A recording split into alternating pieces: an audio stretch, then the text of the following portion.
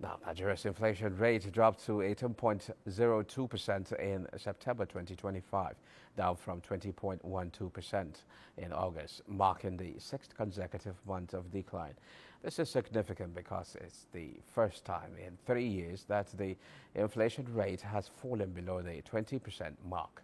But what does this really mean for the average Nigerian household?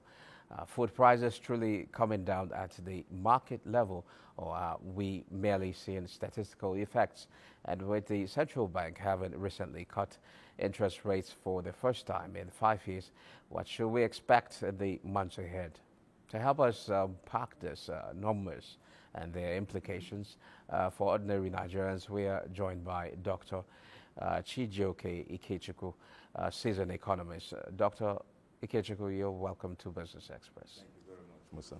Okay, when I was reading that introduction, there's this comparison. I mean, because each time we talk about inflation, the perception is about, okay, prices have actually gone down. On paper, that's the Bureau of Statistics. Now, going down to the streets, does the 18.02% actually reflects in the prices of goods we see in our markets? That's the question that the ordinary man is asking, and I'm putting it to you, Dr. Ekechukwu. Okay, before we look at whether these prices have reflected what an average consumer sees in the marketplace, I think it is a welcome development to see that even on paper that our inflation rate is dropping to up to 18.02.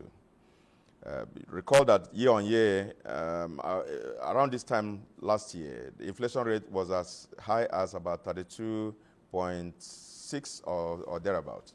And so from then till now, for us to have that rate reduced to 18.02%, is a very good development. However, if we also look at month on month, we are still growing. We are still doing better, in terms of inflation rate. It's a long time we saw the rates come lower than 20%, like you said. But when we also look at the benchmark for the budget for 2025, we haven't reached where we're supposed to be, which is supposed to be 15%.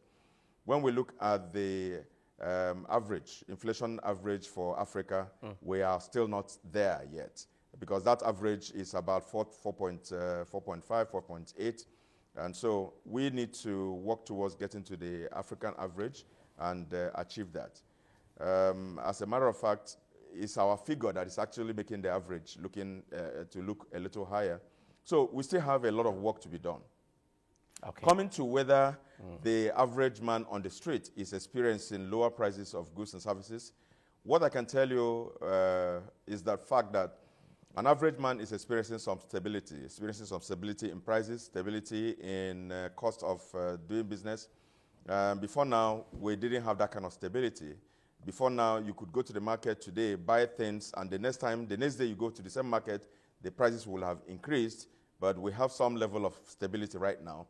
It is only from stability that you start having some reduction in prices, which is actually what may have informed this marginal reduction in inflation rates. Now, the data shows we have recorded our first month-on-month food deflation in over 13 years, actually negative 1.57%.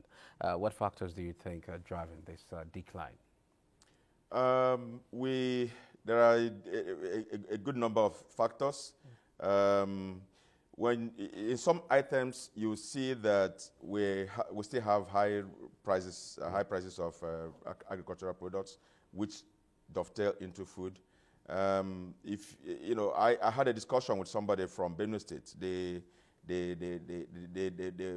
state that produces, or they used to produce the highest amount of yams in the past. Told me that all those markets that used to sell yams have been so deserted, and of course he traveled recently, and I asked him to get some yams from his state. He said, "Oh God, those yams are no longer where we used to find them." Now, so it will take a while for those prices to come back to where they used to be. And then, but of course, it has not stopped farming, and we are still expecting that, yes, the prices of yams are still high and some other agricultural items, but they will still someday come down if other factors that are responsible for them remain constant. So we expect that some of these things have to be corrected in the long run. But for today, we still have prices of agricultural products as high as we can imagine. Now, how much of this recent decline can be attributed to improved food supply versus exchange rate management by the central bank? Many times people think exchange rate does not affect food supply or prices of goods and of food in the market. It does a lot more because many of the things we eat today are still imported. Some analysis or some research done show that the consumption of palm oil in the country, we have about 60% of that imported, palm oil, that is supposed to be our major mainstay in the country. So you see that we still import palm oil, we still import a lot of food items. The rice today we are seeing in the market, a lot of them are still imported. And so as far as we continue to import, and we have to use exchange rates, foreign currency to buy these items, we are going to continue to have inflation rate remaining as high as the exchange rate still can keep us. Right now, the exchange rate is still high, even though coming down gradually, but still high compared to where we used to be some years back. So if those rates remain so, you see that it will be difficult for inflation rate to continue to drop to the extent I mentioned, the African average. So we still have our food items subsidized by importation. We still cannot produce enough to meet the local market. That is why we have high costs of some of the items because of the exchange rates of the market. Now some analysts are actually attributing this development to the base effect. That's what they call it. But I don't know. What's your position about this? It is not about it. I mean, when we look at base effect is the fact that we are looking at what we have done in the papers. No, that's not it. We are looking at the realities of today. We are looking at the realities of today, knowing that the exchange rate remains as high as we can. And again, you see that even when you want to access this exchange, this foreign currency, it's not relatively available for anybody who wants to use the foreign currency. And so we're talking about realities. We're talking about realities. The realities show that we still do not have enough to be able to import. So we are going to have some reprieve if most of the items that come as our basic food items are produced locally. If there is no particular item you mentioned, except probably something like beans, that you can say we have enough for local market. But otherwise, most of the items mentioned today that are the reason for high costs are still partly imported into the country, and that is just why we have what we have. Now, when you look at the central bank at its last monetary policy committee meeting, they have reduced the interest rate by 50 basis points.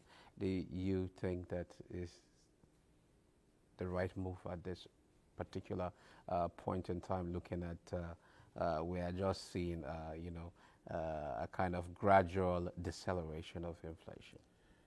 Yeah, well, the fact that the MPR continues to drop, even marginally, was a welcome development.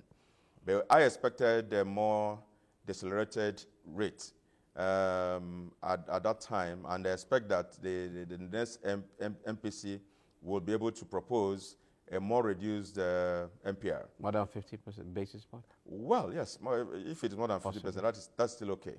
The reason for this is that the more we continue to see a high MPR, or even if we retain it at this rate, the more difficult it is for people to access funds, and the more expensive it is to access funds.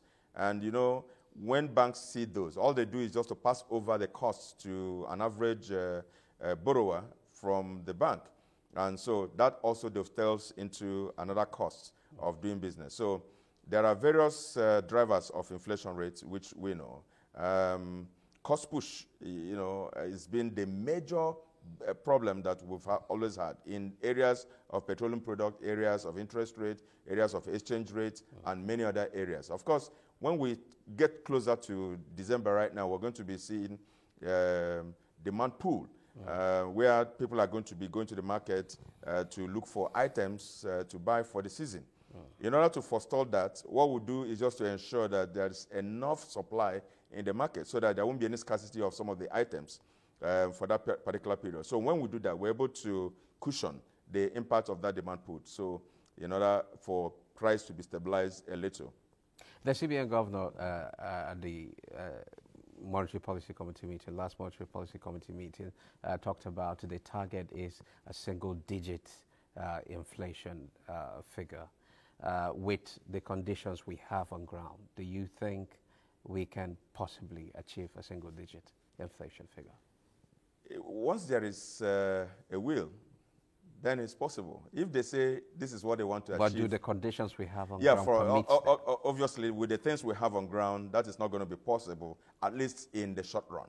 In the long run, it is possible because, I mean, if other countries can achieve that, we can also achieve it. And of course, if they work towards bringing everything down, bringing the rates down, we are still going to achieve that. But in the long run, in the short run, that is not going to be possible. Sometime next year, yes, we expect that it is possible to achieve that. Okay. Yeah. Thank you very much, Dr. Chijioke Ekechukwu. It's been a pleasure having you in the program. Thank you very much.